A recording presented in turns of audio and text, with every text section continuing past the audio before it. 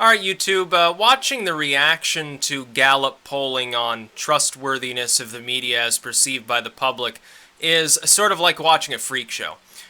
Both from the media itself, which seeks constantly to say, oh, well, I don't know why people don't trust us. I don't know why TV viewership keeps declining.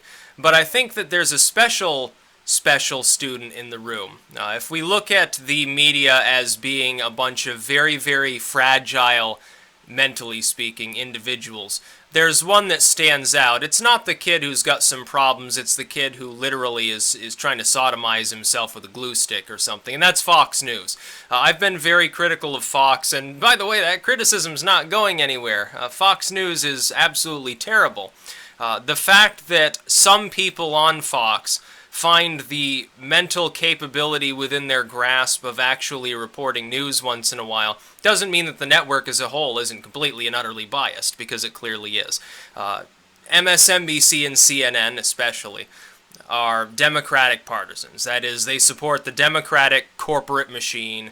They give kickbacks to politicians. They get all sorts of good stuff from politicians. Favorable interview, whatever it happens to be. Oh, move him to the front of the line when Miss Clinton's giving an interview. This happens all the time with the media. It's not a free and fair media. It's not an open media. It's not a media that does any form of journalism anymore. They don't do investigative journalism. To the point where a bunch of hackers and whistleblowers, which are the real journalists of our era, they're the ones primarily digging the stories up, and a bunch of fucking YouTubers and bloggers and random Facebook page admins are the ones reporting and analyzing the news. It's very, very funny. People like Assange and Snowden are more journalists than anybody at Fox or CNN or MSNBC or any of these other places. No, but Fox is extra special because the people there don't appear to even realize they're part of the mainstream media.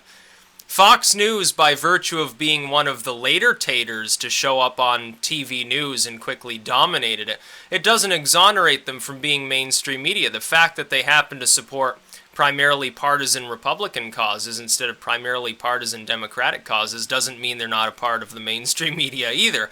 They're still a multi-million dollar corporate industry that primarily spins and uses analysis. Most of what they do is not news. Now, I will say this as well. There's another reason I think why the TV era is dying, Fox aside. I think that when TV news was forced to keep up with the shortening attention spans of the infotainment generation. For instance, you look at YouTubers. A lot of YouTubers, the more popular ones, they use a lot of jump cuts and special effects, and they have the custom thumbnail that's literally just the person making some random face on a rainbow-colored background, and all sorts of other stuff, 3D microphone and so forth. Getting more and more entertainment in with the info, essentially. TV was forced to do the same as the infotainment generation took hold and took off. It doesn't work, though. That's the problem. The reason why Fox and CNN and all these groups are suffering lower and lower ratings, the reason why fewer and fewer people care about the spiel that they put out isn't just because they're seen as untrustworthy. Yeah, okay, we all know the mainstream media is full of shit. 99% of what comes out of their mouths isn't even really billed as news. It's just a bunch of bias and analysis from a partisan perspective, or from the perspective of whoever paid them to have that perspective. You have a story about, for instance, an oil spill.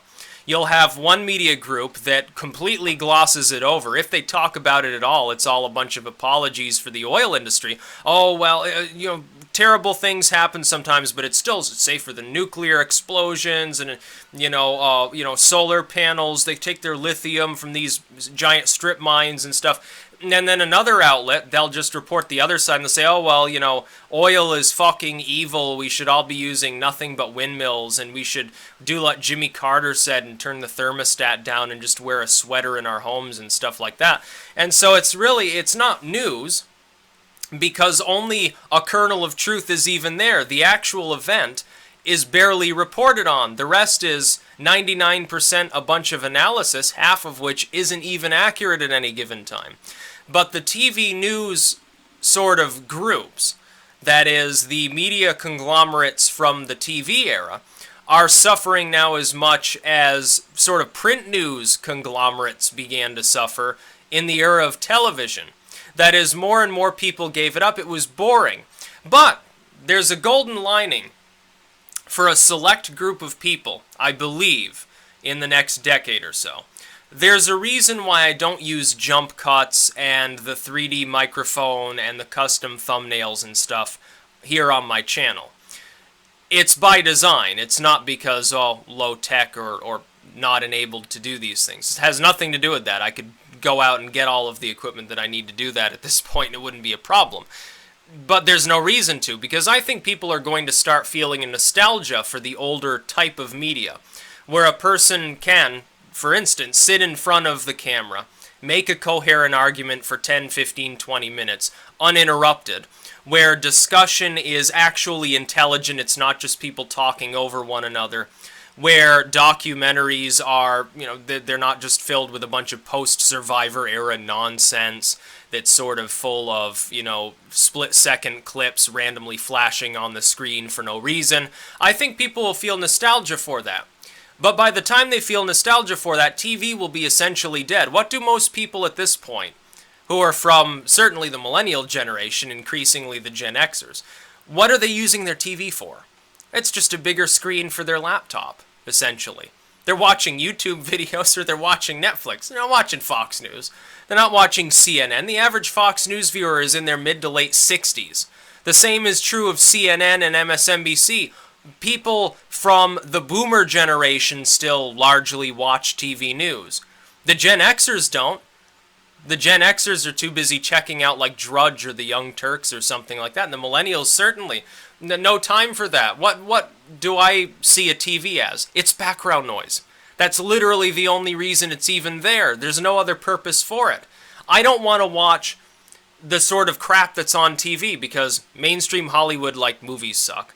And you're better off, if you want to watch that, use Netflix or something, honestly. You don't need cable TV, really. You don't need a cable TV package. So movies are kind of out. Music channels, YouTube's a goddamn jukebox. I can look up literally anything ever made in the last 100 years musically. It's all there. And in 1,000 million different playlists. Why the hell would I care about using the music channels? Music 40, it's back to the 80s. Well, I can get 1,000 times more 80s music that I want to listen to on YouTube. Why do I need your fucking cable service to do that? News? Some randomly selected YouTuber that covers politics is infinitely less biased even if they're a total prick about it. So what's the purpose of TV? There is none. It is sort of the emblem of lamestream media stupidity.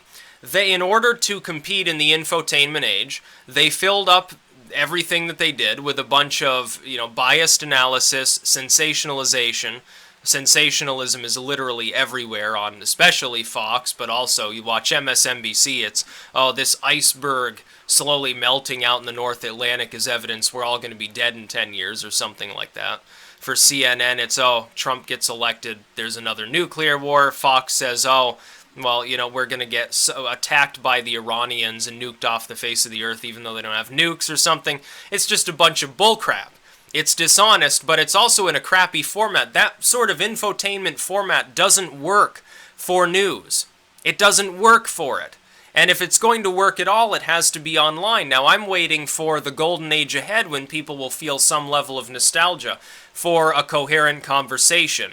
And a lot of people, I expect, especially millennials and probably Gen Xers, will get tired of the sort of PewDiePie crap that's put onto the internet. But at the same time, they're not going to be looking for that stuff on TV because by then, TV will be a graveyard. It'll be a skeleton crew. And it already basically is. Increasingly, people are abandoning the mainstream media. It's not simply because of untrustworthiness. It's because there are alternatives now that are cheaper, generally speaking, and more in-depth, number two.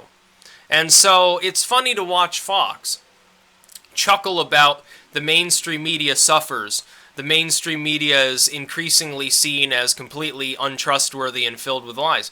You're part of the mainstream media, you fucking doofuses. Or did you not realize that? It's very, very funny to see the stupidity with which people like Bill O'Reilly and Sean Hannity operate. And yeah, it's true. They're fucking dumbasses. Bill O'Reilly's the biggest dumbass. I used to think it was Hannity. Hannity appears to have grown from 2 or 3 brain cells up to 20 or 30, so he's actually capable of uttering something that's accurate once in a while. Bill O'Reilly, meanwhile, I don't know whether it's because he's a heavy drinker or what, appears to have killed off his last working brain cell, and is now just shy of being a vegetable, honestly, at this point. Rachel Maddow would be sort of the left-wing counterpart to Bill O'Reilly. You've got brain-dead individuals here who, it's funny, they're not young and attractive. They are not particularly intelligent, so I'm not even really sure why they're there. I don't know why Bill O'Reilly has a multi-million-dollar job. Fox had the grace to kick retard Glenn Beck off. Why don't they kick Bill O'Reilly off? You know, the wife-beating O'Reilly. Why not get rid of him? Why doesn't the media get rid of the Rachel Maddows and Bill O'Reillys and get back to reporting the news and not going into the sensationalism stuff? Because it's obviously not working. Despite that once appropriate model from, 15 years ago when they first adapted this sort of bullcrap, around the 9/11 era. At first, yeah, it made TV news more popular. But that's because people sort of wanted to inundate themselves with fear. But now they've become completely desensitized to it. It's no longer working. If people are still in desire of that, they're going to go watch InfoWars or something, or the Young Turks. Not going to watch CNN or Fox News. The mainstream media in this election especially is taking a huge hit because they haven't been covering the political race with even the slightest semblance of fairness. On either side, honestly. It doesn't matter whether it's like, Clinton News Network like CNN, or whether it's something that's Trump-friendly. The reporting is so all over the place, even the polling. The way that they talk about polling, I've pointed this out half a dozen times already. Especially within the Clinton-friendly media, what do? In any round of polling, they will fixate on the one poll showing Clinton with the highest lead or the best number as a total or the smallest deficit in support, and they'll report that as though it was an objective absolute number, by which I mean they're using a half a dozen different polling firms because they're using outlier polls. They never talk about RCP. The only time they talk about an aggregate at all is when Clinton is handily ahead. So right now, they've begun reverting, because Trump is now about even with her or slightly ahead of her. They've reverted to talking about any specific poll from any specific point in time that shows her ahead, to the point where I half expect them. If Trump were to really overtake her, I would expect them to drag out some like 3-week-old poll and just hope nobody notices, back when Clinton was like 2 points ahead or something. And make no mistake, the Trumpites in the Republican Party have been guilty of exactly the same thing. The people that support Trump will make up any excuse for anything that he happens to do. Anything. It doesn't matter what he does. He takes a crap up on stage, and they'll say it was like, performance art or something. It's very strange to watch. Ask most media groups, bend over backwards for one of these people. You would see, for instance, I'll point this out. Before, I've known this all along, because, I'm smarter than Bill O'Reilly or Rachel Maddow. I knew all along that Gary Johnson was taking a much larger proportion of support from Clinton than from Trump. Sabato confirmed that today. Sabato is the latecomer to the party. Sorry, Larry Sabato, but nobody really cares what you think at this point either, because you've been all over the place. Hell, Nate Silver's been all over the place, and he's still better than Larry Sabato, so I don't know what this fucking moron is doing. His crystal ball is totally lost. It's just cracked. It's like that fucking ball in Lord of the Rings, that the Eye of Sauron comes out and it just screws with your mind. So he's not seeing the future. He doesn't have a clue what's going on at this point. I watch them in the Clinton-friendly side of the media ramble about how great Gary Johnson is back when they thought that he was stealing most of his support from Trump. And it was very funny to see, because I chuckled and I said, they don't understand the situation. He's taking most support from Clinton, not from Trump. It's Clinton that he's hurting. Just like Jill Stein is hurting Clinton, it's not hurting Trump. And they pretended that it was hurting Trump.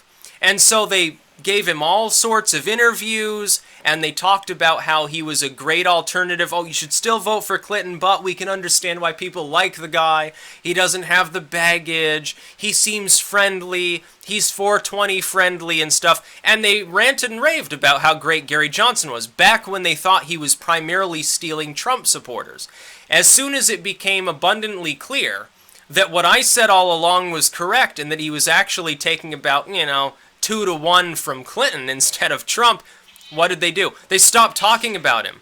They stopped granting him interviews. They stopped doing anything having to do with Gary Johnson. So the legacy media is totally screwed, and it's very funny to see Fox, like all of these other firms, pretend that it's not a member of the mainstream media, because it quite clearly is.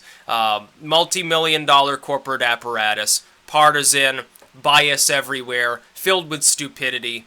That's the lamestream media. That's about all. Peace out.